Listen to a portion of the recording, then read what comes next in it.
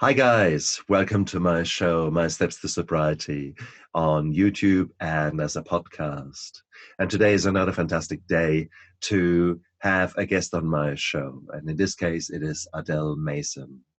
Adele is a passionate recovery rebel. And today in our show, I don't think we will mince our words and will be very tiptoe around the topics. I don't think Adele and I are hand on heart. We are people like that. I think from now and then there needs to be a show where you speak honest and express opinions that are held by many out there, but might not officially fit with certain pictures or perceptions or things that you have got in your mind. So let's tease some of these controversies apart. And I'm so pleased to have you on my show, Adele. Welcome. Thank you so much. I am honored, nothing less than honored to be here. And me, I'm happy and grateful to have you on my show. Adele, you are a recovery coach, but you have a passion that is bar none. That is, you have come from a dark place, have crawled your way back, and are now a force to be reckoned with. And I loved the way we had sort of the pre-banter before the recording and on email, because it was clear that you are that you have something to say, and this is the perfect place to say your words, to say your vision, to explore things. So to start off with, normally I go back to when you were little, but in this case, I would like to address a interesting question. Do we really need AA to get sober? The short answer to a very complicated question is no. I believe that wholeheartedly that Alcoholics Anonymous has helped and in fact saved millions of people. I know that the Cochrane report once upon a time found unfavorably around AA, but a more recent report has published some evidence-based finding that AA is quite effective. But there are a great number of people who are uncomfortable with a lot of what Alcoholics Anonymous is, with the spiritual aspect of it, worry that it's a cult and all the rest of it. If we are to serve in the business of recovery, serve the cause of recovery, the mission of recovery, we harm people enormously by pushing one mode, one way of recovery and one way only. There are people who, for their own reasons, they may be legitimate and they may be not, but for their own reasons will never darken the doors of an Alcoholics Anonymous meeting. If you say to those people, in order to get sober, you must go to AA, many of those people will never go to AA, and as a result, they will never get sober. What we need to do is widen and broaden the conversation and create space for multiple pathways into sobriety. So we need to hold up Alcoholics Anonymous as one option of many. Yes, it works. For a lot of people, it has been the saving grace for a huge number of people. And in fact, I'm aware of some studies that have looked into the brain changes created by the 12 steps, but it is not the only way. And the message must stop with, it is one way, but not the only way. And if it's not comfortable for you, cool. Let's find you a way that is. Let's just get you sober. That's all. I absolutely 100% agree with your notion and every single word out there. Now, I hear already the internet trolls sharpening their knives and pitchforks because Adele and I have not said, let's be very clear here, AA is rubbish. AA doesn't work. No. AA, oh no, let's get that right. Okay, guys, don't just cut bits out of my interview and say, oh, look there. No, reality is there are 10,000 ways to skin a cat. That's absolutely Yes. true. First of AA all, does work. absolutely. And. Absolutely. Yeah. Let's, for the listeners out there who have never touched the door of a meeting or the door of any recovery and are still actually nursing their glass of wine whilst they're watching this. Guys, for you, a typical AA meeting, let's actually talk about that. What would happen if a friend says, look, why don't you come along? There's nothing you can lose. And you would come to an AA meeting. AA meetings typically are held in church halls. And the reason has nothing to do with God or religion. It means that they are typically cheap or for free. And therefore, it is a place where AA, which is a non-funded organization, basically, where they can meet. It's as simple as that. So it doesn't, only because it's in a church hall or in a church, doesn't mean that this is a very religious group. AA means it's a community where Alcoholics Anonymous. So you're coming there, you're not asked about your credentials, you don't give your email address and your cell phone. You say your Christian name, and that's about it. So that's where the anonymous comes in, and it's a safe place. It has hoped to be, and it was created to be a safe place for people who are willing to stop drinking, to come together and figure out how to do that. And Bill Wilson, the guy who was instrumental in creating the 12 steps in the 30s, he basically described it in 1946 quite nicely. It is something that people nowadays have forgotten. He said, look, and he uses the words of the 30s, 40s, which are far more refined than my words. But it's basically, you can be the nastiest person, we've done the worst things ever, and your mate might be the same. But if you two are willing to stop drinking and coming together and discuss ways of doing that, that's an AA meeting. And that's really what it should be. So it should be people coming together and helping each other. And that is what the vast majority of meetings are. The problem let me finish that line of thought. Yes. Because the problem is that it is run by people. And individual people have got strong convictions and strong beliefs themselves. And their beliefs might really reflect onto the way a certain AA group is held. For example, if the leader is very charismatic and is a born-again Christian, a true believer, and nothing else works than God, then this will be a very religious meeting. And if that is something that attracts you, wow, there it is. There's a match made in heaven, because you have got a system of steps that is a pathway that can help you. Plus, you've got a belief system of God. Brilliant. That's your meeting. The problem, of course, is if you are a person who doesn't believe in God as a deity and actually have got problems with that, and you walk into the same meeting, well, it's still the same 12 steps, which would be brilliant to help you. These are a proven way how to get out of shit. But because you have got that God and you have got that quite strong personality there who you feel rams the religion down your throat, that's exactly where the problem is. So, Adele, I could not agree more with you. It is very, very hard.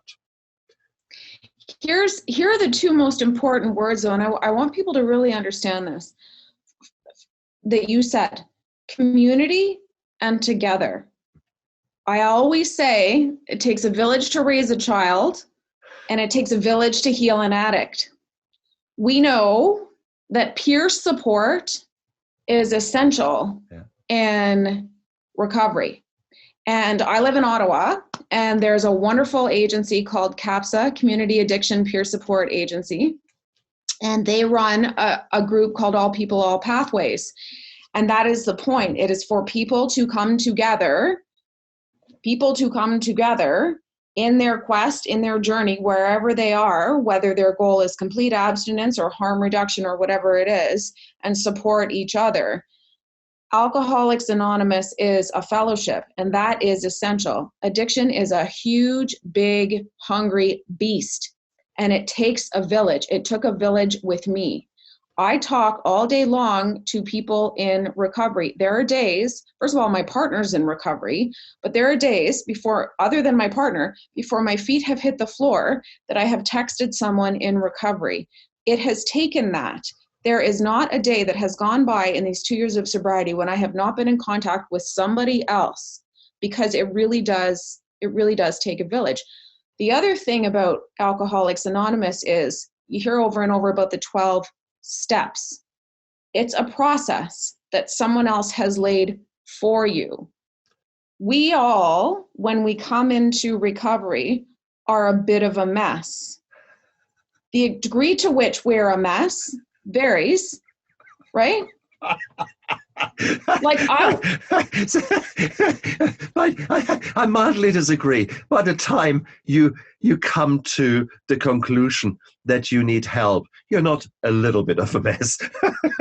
I was a big. Listen, like I do everything big and bold and histrionic. I was a big, epic Scarlett O'Hara made for movies mess. I had no shoes, involuntary committed in the psych ward mess. Like it was big drama. But me leading the process of my own recovery would have wound me up 6 feet under or behind bars. The point is steps. Somebody else said, you can't think your way down the hall to get your meal. You woke up not knowing where your pants are. You probably shouldn't be in charge of your own recovery right now. Here's you don't know where your pants are. You probably shouldn't be the leader of this endeavor right now. Here's some steps. So I understand the God thing. I really do. I really do. I mean, I can't imagine. I have a strong faith in God. And I can't imagine trying to fit myself into a system that required a relationship with a God, if I didn't have that.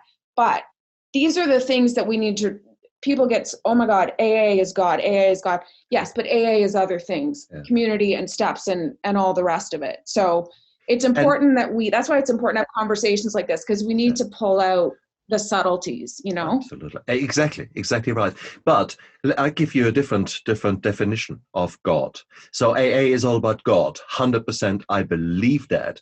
But God for me is not a deity. It's a group of orderly drunks or a group of orderly druggies. Okay. So it is a group of people that are out there that are willing to help, that are willing to share, that are willing to break down the stigma, that are saying, hey man, I know it's fucking hard. I know I've been exactly in that chair over there. And you're not alone, man. Okay. You can do that. And by the way, have another coffee and let's chat. And that's what it is. You need the help of a group. You need the help from outside of yourself. And that is the important step. It's really step 2. And then we are already in the steps. So it is actually, however you dress it up, if you like the words and the terminology of AA, or if you dress it up in a different way, in a different system, it's still the same thing. You need to realize you're knee deep in shit. And then you need to realize someone else is actually out there and is able and willing to help. And again, the word group, right? I'll never forget this. I went to I went to a meeting of NA one time. Drugs are not a part of my history, but I'm always hungry to learn. I've explored smart recovery. I've done it all. I've sat in on it all. And it's one of the most poignant things I've ever heard. A guy said, the most important thing anybody had ever said to him, ever, was after a meeting, somebody came up to him and said, "Do you want to go out for coffee?" And I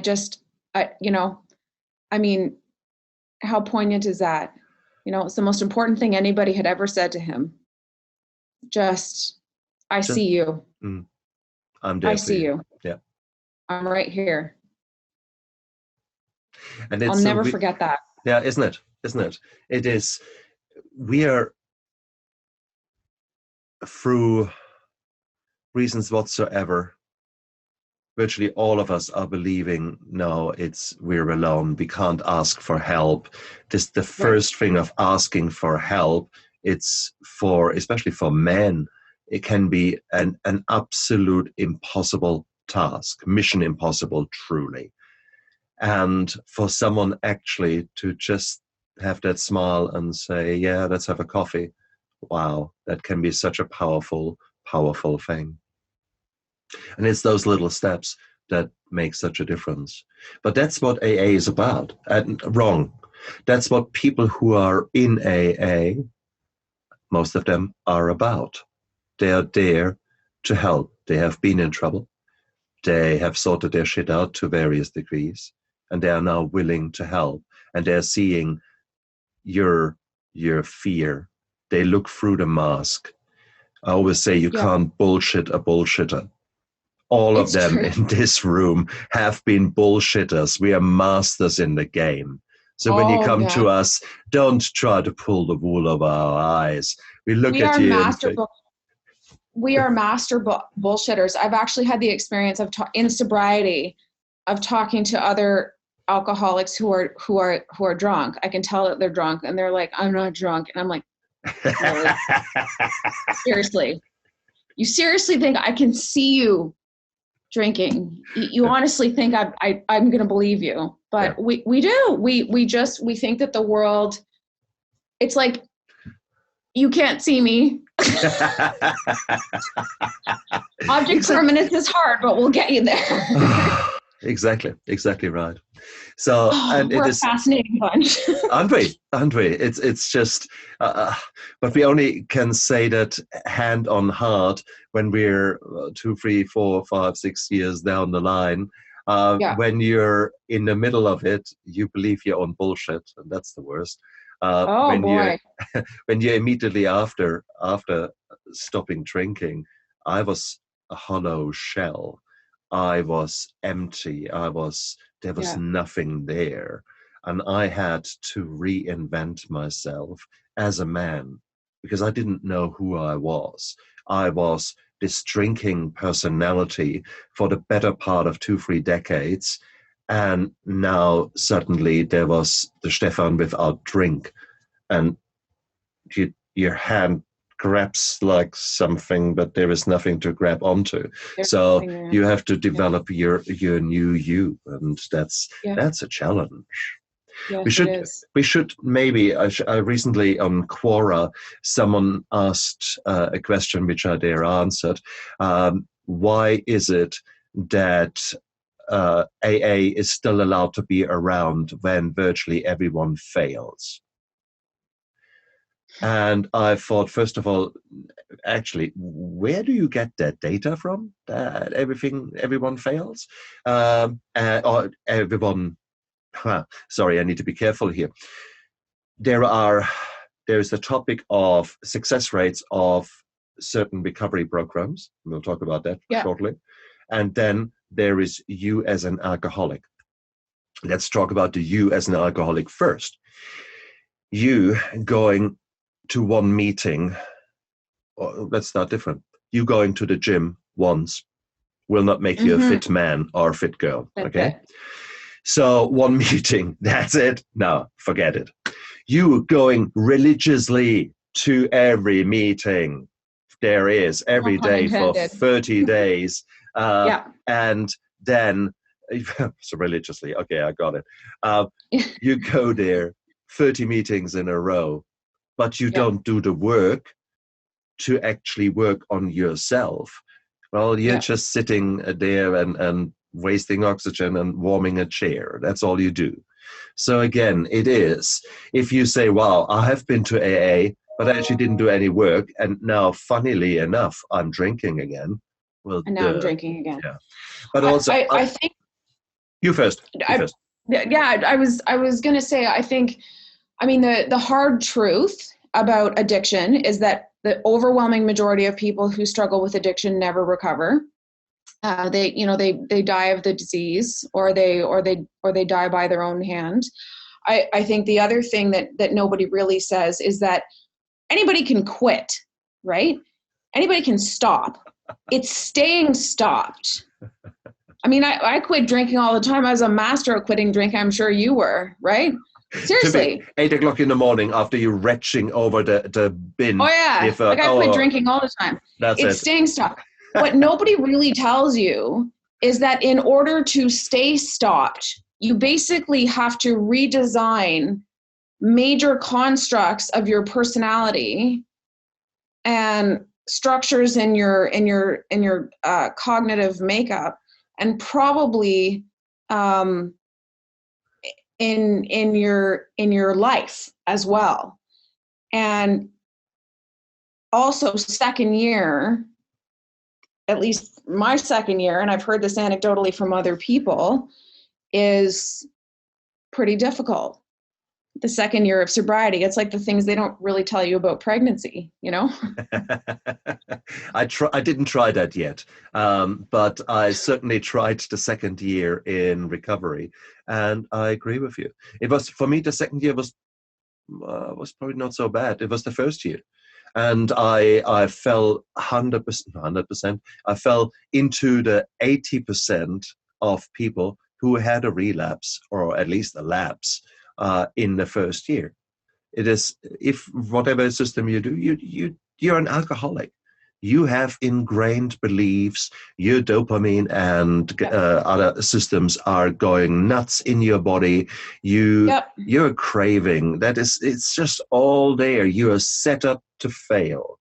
And it is so hard to use any system. It doesn't matter what it is, and try to work there. There will still be these tendencies in your reptilian brain that says, give me that alcohol. You want to have that drink. My addictive behavior went out sideways. I got sober, and then I started, I gained a lot of weight. It's coming off now because I couldn't stop eating. I started gambling. I had never gambled before. I started gambling. I mean, all of this has stopped, but I had a moment just shortly after my 1 year where I thought, I am absolutely no less an addict than I was when I was drinking. I'm just not drinking. So true. And all of a sudden, not drinking was not enough. I wanted to live free of any addictive behaviors or patterns whatsoever. But the bottom line is, recovery is an uphill battle for a very long time, and then eventually it does even out. Yeah. But there is no battle harder than the one against yourself. There just isn't. And I've had a baby. I've run 2 half marathons. I went to grad school. Nothing has come close, ever. Nothing has been more rewarding, but nothing has come close in terms of challenge. So true. No, and that's the important bit. It's exactly, I'm discussing that in my book as well. And it is so hard to fight yourself, and you can't do it alone. You need the help, you need the guidance, because certain things in your past and maybe in your present are so painful that every single fiber of you doesn't want to deal with it. You have done so much shit in the past, or people have done so much shit to you. Usually both. Yeah, that's right. Yeah. That's right. And you end up thinking, no, I can't go there. It's in the too hard basket. But without going there, without addressing those issues, you will never move on, because you still have got that festering boil of whatever it is in your past that is driving you to seek the quick reward to have the pain and therefore seek the immediate relief, no, I can relax. Just get a break for a minute. That's right. Yeah. That's right. That's what alcohol is. We are not there to say, "Oh, what a lovely poison. Oh, I feel these 10,000 neurons just dying. Oh, that's so beautiful." That's right. No, you want a break from the pain. You just want to forget. You want to be. You look around and think, "Oh, fuck it." Rarely did I ever. I know that this is not the case with everybody, but for me personally, rarely did I ever say, I'm going to sit down and get shit-faced. I just wanted that first couple of hours feeling, and then I would keep chasing it, and then I would wind up 14 drinks later in another province. Like, it never ended well. I'm not a big person, but I can create a lot of chaos in a very short period of time. It never ended well. Very interesting. But, and I think that's maybe the other thing to say. We are all full of stories. And I've been to meetings where people only taught or told the stories, how bad it was. And these were the guys who were there. They are 20 years sober, but they have not missed a single meeting because they are white-knuckling it. If they don't go to the meeting, they are in the pub getting pissed there and then. So they have not actually dealt with the trauma. And that's the reason you get the same bloody story again and again and again. How bad it was for him, what it did to his family, it ruined him, he ended up on the street, etc. And the story keeps repeating. If you were to come again the next time to the meeting, same guy, same story, nothing else. And that is white-knuckling it. That is not doing the work. And you would know, a la Bessel van der Kolk's work, that when you remain that stuck, that really is unresolved trauma in the full clinical sense of the word. When you cannot move on, you remain on high alert. You remain engaged in the experience as if it is happening in the present. That's clinical trauma. Absolutely. Yeah. Absolutely. Yeah. I think so whilst we have said quite clearly that AA can be a lifesaver, but there is sometimes the issue with God, we have also quite beautifully taken apart the construct of God as a group of orderly drunks. Yeah. So move away from the religious thing. So can you go to AA if you are a Jew, if you are believe in Islam, if you are a Buddhist, Hindu, and I don't care? Yes, of course you can. Yes, of course you can. And as actually, if you're lucky enough to live in larger towns, you might actually find specific AA meetings that are purely secular, that are making a point of not being religious. And if you can identify them, that can be a very helpful thing. Adele? Here is the thing, and I actually wrote a post about this on my Facebook feed. There's a quote a line in the Crucible about "we are only what we always were, but naked now." COVID has blown the lid off the profound and tremendous magnitude of the problem that is addiction in contemporary society. Yeah. A whole lot more is starting to be done and needs to be done. I mean, our society has a drinking problem. Yeah. It is not just desperate housewives and, the odd person like you and I and, homeless people downtown, which is a ridiculous stigma that makes no sense. It is everywhere all the time. And, people are blown away by my story. And I always say, my story is not unique. It is the farthest thing from unique. It's just that I've chosen to tell it. We have been in deep trouble with alcohol for a long, long, long time. But we didn't know. Now we can see it because people are standing in long lines outside the liquor store. And people's mental health is caving under the enormity of this pandemic. But this isn't new. We've been in real trouble with substance for a long time. Let's talk about the figures. For a long time. Let's talk about the figures. If you talk to some addiction specialists who, hand on their heart, say, okay, I've lived this life and I know the true figures. The figures are probably 1 in 3 of us Oh yeah. have got chemical addiction. Yeah. And if you then think that each of us addicts will have at least one significant other who is on the Right. receiving end of that, then addiction really affects half of the population. And I think that is a daunting figure, but it is actually a very true figure. The problem for any policymaker or anyone who is in power thinks half of the population, let me see, recovery services for 150 million Americans. No. Okay, so that's it. That's it. So therefore, it is that in its own right becomes a bit of an interesting thing. The other thing is, of course, that people are deniers. And it's one of the classic symptoms of an alcoholic is that he will try to convince you that he is not an alcoholic. So and that himself.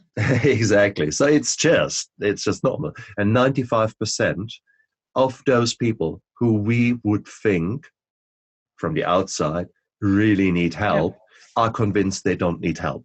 Okay? So there's a problem.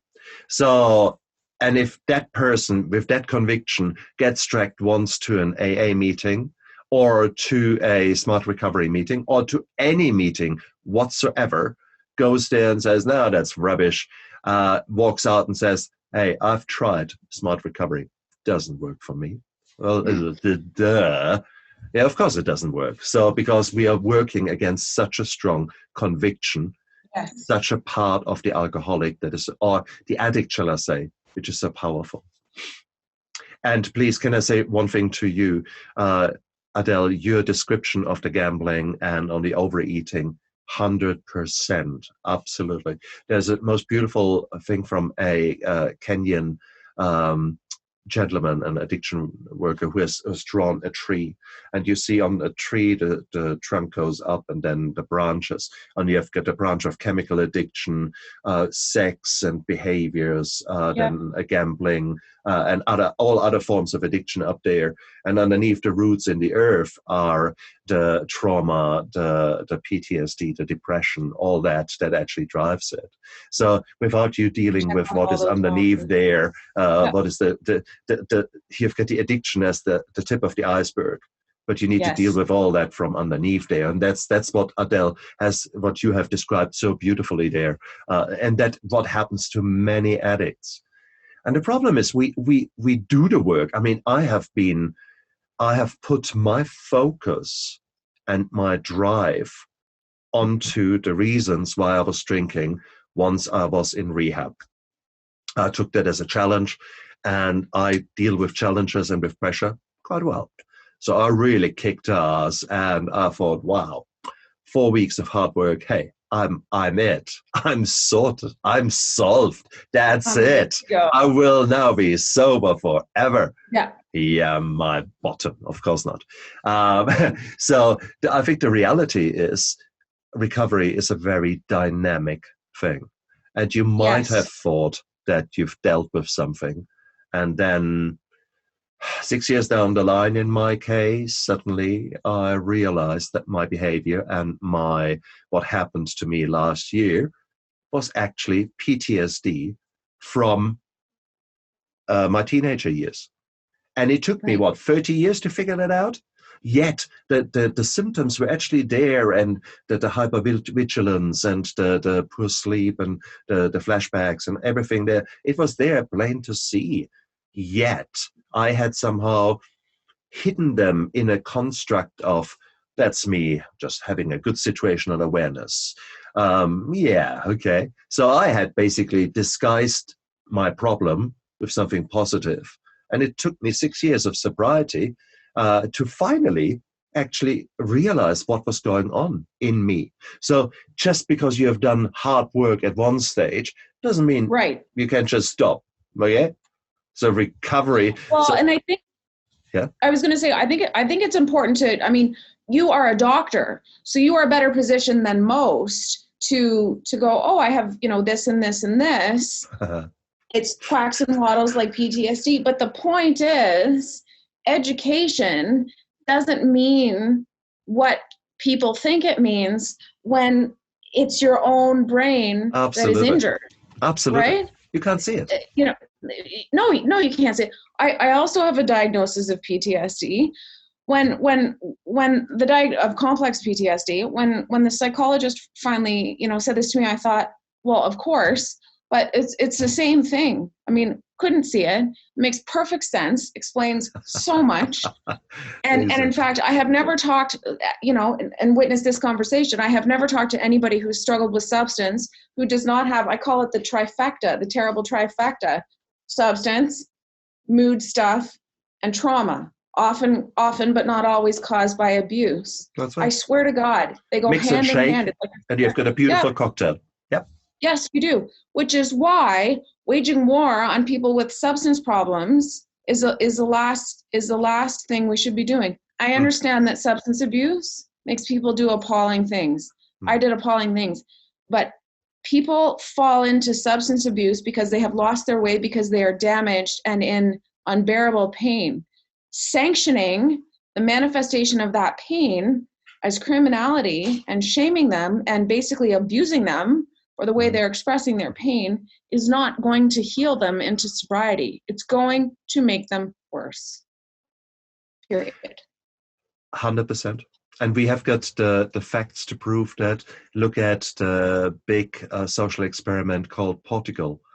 Portugal. Yeah, that's right. Look at this country in Europe at the very west end of there, if you look at the map. And these guys basically said one day, stuff it. Not working. That's right. What our approach is, it's not working. So we decriminalize drugs. And we use the same amount of money that we have spent on policing drugs and put the same amount of money into recovery services, into mental health services, etc. Yeah. What happened? Crime. Woof. Drug addiction. Yeah. Woof. Yeah. Surprise, surprise.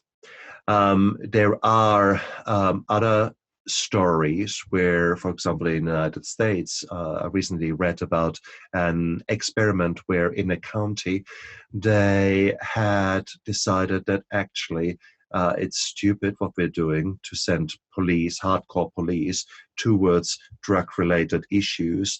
Why don't we send a crisis team there and deal with that? And they started off with one car with a crisis team. By now they've got 3 cars which are going to such issues like the family harm and the truck incidents and deal with it there. So the police is not necessarily the first line of call, but it is actually a crisis team, a psychiatric team that has the insight and has the understanding.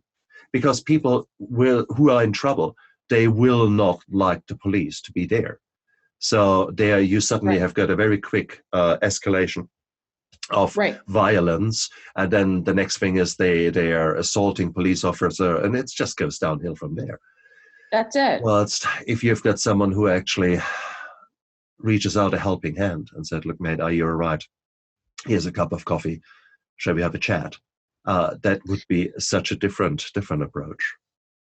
I can speak to this in a very personal way. The last night of my drinking was July 18th, 2018. I was drunk out of my mind. There's a whole backstory to it. I was drunk out of my mind. I was raging at an ex. I said before, there's a fine line between addiction and madness, and I was a little too close to stepping over it. It was a terrible night. This night, though, I had let my mother drive me. I had this pattern where I would get drunk at home and take a cab to the neighborhood near this on again, off again partner. That's another story about very toxic, difficult relationship. This guy drove me mad. He was also a medical professional, so he was quite sophisticated in the way that he did this. Brilliant, absolutely brilliant. This night, though, I let my mother drive me, and apparently I kept saying to her, I'm not handling this well. I need you to call an ambulance. And he didn't answer his door, which he liked to do, or block my number. And I went to a bar and drank more, and she was right with me. And I remember throwing things. I don't know what I was throwing or why I was so angry. Then I took off into the streets and left everything, shoes, phone, you name it, and went over to this guy's place yet again. Of course, he didn't answer. And I was all by myself. This was late, and I knew as this was going on, it was like watching it with a split screen. One side of me was drunk and enraged, and the other side of me thought, I'm drunk and I'm all alone, and it's late, and no one knows where I am, and no one is coming, and I'm completely, totally powerless, and I'm in danger. And I knew that this was the bottom that was going to make me stop. But to your point about police, I was still drunk, so I took off looking for more, trying to find a way to get more alcohol. How I was going to do this with no shoes and no money, I don't know. But 4 police cars found me, because my mother, rightly so, had done the right thing and called the police. And an officer got out. And instead of being combative and aggressive and going at me for being drunk and, disorderly, he said, "We're here to help you tonight. What do you need?" And I was so amped and escalated that had he said the wrong thing, it just would have gone out of control. I probably would have attacked him. But because of what he said, yeah, I just caved. And I said, "You know what?" I went like this. And I said, "You know what? I'm done. I need help. I need to go to the hospital." Okay. And I went, and I've been sober ever since. But to your point about police action, he clearly had mental health training and de-escalation training. And because he said the right thing, it was like putting a pin in it. And I was done. Yeah. And his right action and soothing handling of that situation allowed me to make the decision to go to the hospital. And that was the beginning of my sober life. Absolutely. And please let me... Please, I would like to take this opportunity to speak out about the police, because I strongly, strongly, strongly believe that the police are the good guys. And I can say so because I come from Germany, I come from the UK, I come from here in New Zealand, where police officers are, in my opinion, the good guys. They are trying to help. They're trying to be normal people who keep order and look at issues such as drug addiction and mental health problems as exactly what they are.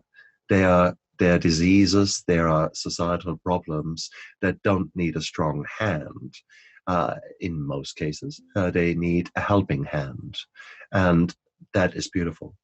From now and then, they need a strong hand, because if you have got a raging pee addict who has got a machete in his hand, then of course, I'm sorry, there might be a chance that this person will not make it, because he is a threat to himself, to society, to the police officer. And there's only so much understanding you can show if someone attacks you with a lethal force.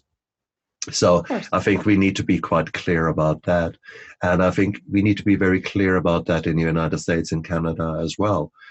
There are beautiful videos on YouTube, and please, all of you who are anti-police, just have a look at that when civil rights people join the police, get the training, so they're being put into simulators where they're standing there, they've got their own gun, and they are going into a situation that is playing out in front of them into the simulator, and they have to make the split second decision of this guy. What is this guy doing? Is he about to kill me, or is he just pulling his cell phone out and things like that? And it's amazing how many people who are absolutely against police have shot the guys in the simulation, left, right, and center. Bang, dead. Oh shit, that was a cell phone, kind of a thing. And it's really, really beautiful.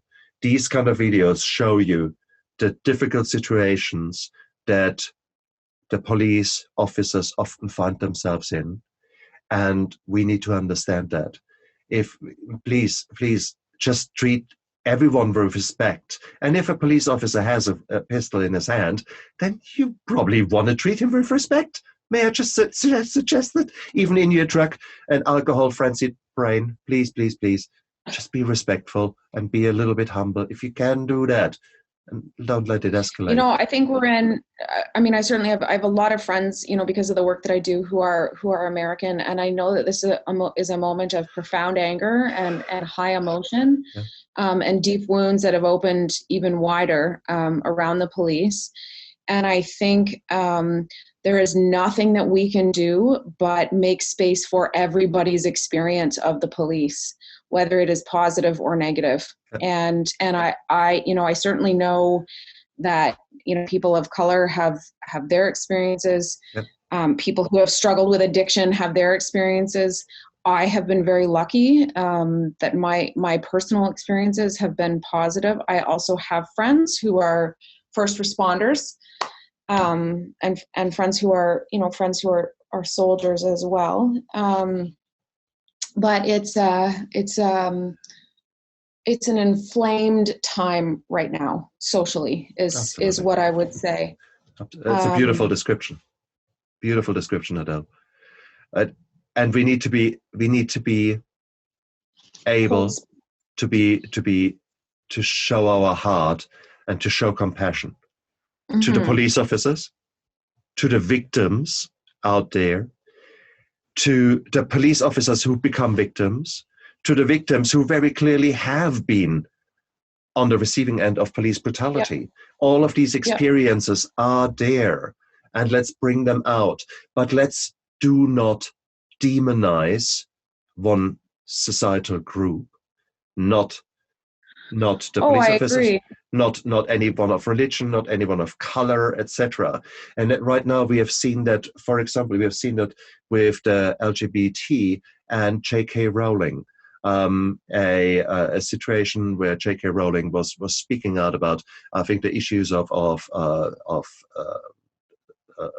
going to the toilet, essentially, and for her as a sexual abuse victim, she liked the idea that no man could come into a female toilet.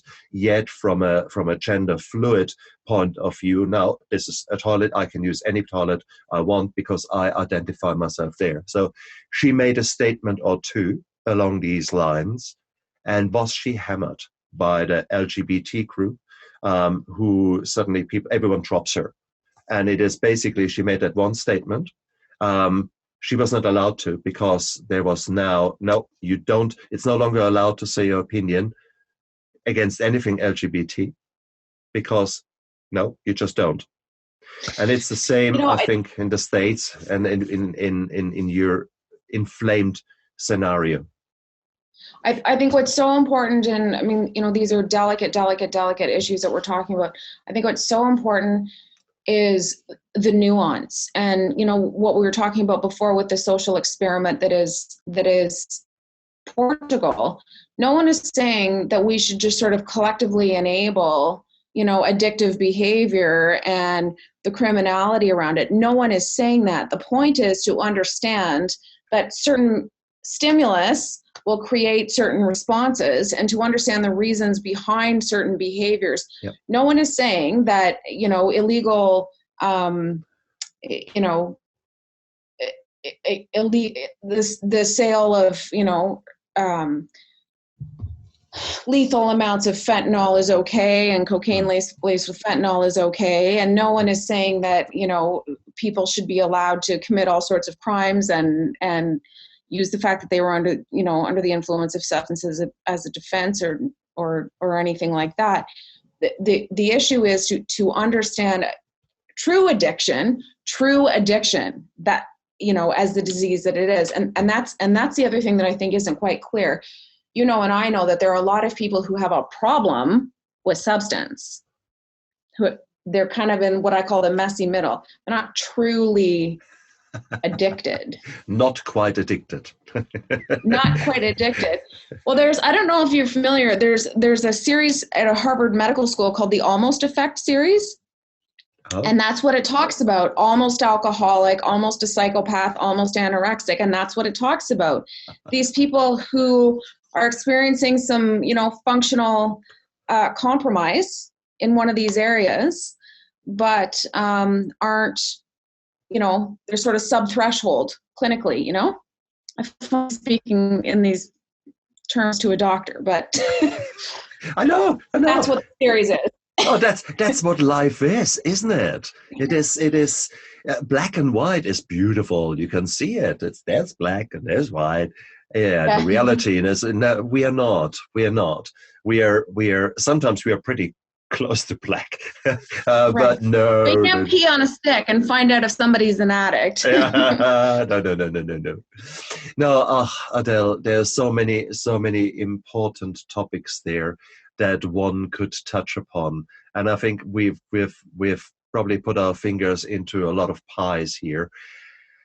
They all need to be aired, and I think the message needs to be clear that people are out there to help you guys. You are suffering from a disease that is so powerful and so deeply ingrained. You can't do it alone. You need the help of others. I think that's clear. AA can be a lifesaver for you, and you might walk into a meeting and you gel completely with the guys and you think this is the best thing ever. And if that is not the case, there is smart That's recovery. okay. There is women in recovery. There are psychologists who work with you on an individual basis and take you through the steps that you need to do to not forget your addiction, but to focus on those things that are really important, getting rid of the trauma and creating a life that is so full of joy that you're saying, oh yeah, alcohol, actually I don't have time for alcohol because I'm living this beautiful life. So there are many ways how you can get There are there, many but ways. yeah, exactly. And that is Occupational therapy was an unexpected. A lot of people think of occupational therapy with things like, after a car accident, for instance, somebody has had a catastrophic injury and has had to have a hand amputated. How do they learn to function? But occupational therapy is a bit of a well-kept secret for mental health and addiction. And it was a saving grace for me because I had forgotten how to live. And one of the most powerful tools for me was one piece of paper that was a schedule your day by the hour. And I absolutely needed it. Here's when I get up. Here's when I have a shower. Here's when I eat breakfast. Here's when I make my bed. And I needed it. I had to organize myself. Here's when I have lunch. And I had to refer to it. I had to carry around with me. It was like my stuffy. I had to carry it around with me. And here's what I need to do now. Because I had opted out of life and been in such chaos for so long that I had to learn how to live all over again and be a grown-up all over again. And, it was essential. Yeah. And that please, and Paulo Coelho novels and the soundtrack to A Star is Born. They were all essential. Absolutely right. Look, I don't want to blow my own trumpet, but I wrote this book, My Steps to Sobriety, and about half of the book is about what alcohol does and the 12 steps, and then the other half is sort of how do you deal with the challenges in life. Right. And then the first half of the book, when I go through the 12 steps, well, step 7 is creating healthy habits. And in there, I've broken it down so they're micro habits, sleep, nutrition, getting up, journaling, actually writing things down, goal setting, all these kind of things that we don't do when we are alcoholics. So it's exactly that. So and I've given you in the book, I've given you action plans for each and every one of them. Yes. Why you should do it, etc. And it's going back to basics that you will need. And that's where I see any system approach to be superior to just, let's deal a bit with the trauma and let's deal a bit with that. And then you go get on with life. So you need a system, and a system, you need someone to hold your hand. You're a bloody 2.5-year-old. And you're just learning to use the spoon. Okay. That's the level that you are. And so please, and just accept it, that this is your level now. Certainly you're an emotional retard. You are you're beginning again to get your life sorted.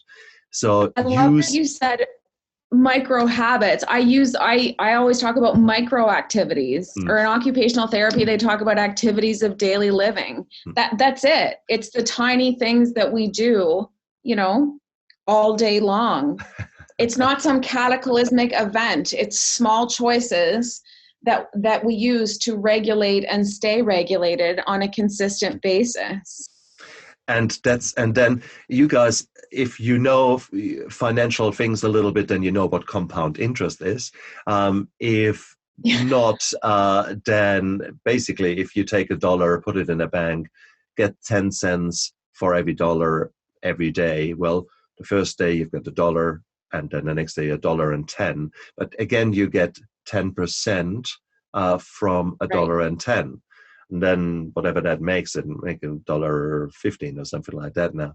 And the next day you get 10% of that. So it's tiny, tiny steps initially, but down the end, whoa, you're going up. And that's the power of having tiny steps in the right direction, but consistent tiny steps. That's it. So cool, guys. No, absolutely. I could talk, Adele, I could talk with you for hours and hours and hours. I feel the same way. We'll have to do this again. Yes, please. We'll have to do a part 2. Yes, please. Take that as a given. Adele, if people want to know more about you, if they want to track you down, how can they do that? Well, my website is just https:// womenshiftcoaching.com, but it is under construction. Just find me on Facebook. I'm just me on Facebook at Adele Mason, or please email me at adele@womenshiftcoaching.com. And I'm pretty accessible, so. Beautiful. Adele, it was such a fantastic talk. Thank you so much. There are so many things out there. And please, you internet trolls, if you think you're about to fire off against Adele and me, can I ask you to listen to the whole interview again and try to figure out what we are saying, not just that little snippet of information that you take offense with? It would be good. That is because we are doing that here because we believe that we can help people, that we can make a difference for people, that we can plant a seed to grow in the future. It might not be right now working. Someone might listen to that and think, what a heap of bullshit. And in 3 months' time, you might actually say, that actually had a point, and suddenly that seed is growing. That is what we are doing here. We're trying to change the world, one interview after the other, and little steps. And we hope that it works. So, baby steps. Exactly. One step at a time. Exactly. Thank you so much, all of you, for listening in today. Adele, again, thank you so much for a fantastic interview. Thank you. Thank you. It's been a true pleasure. Absolutely. Look after yourself. Bye. Thank you so much. Bye for now.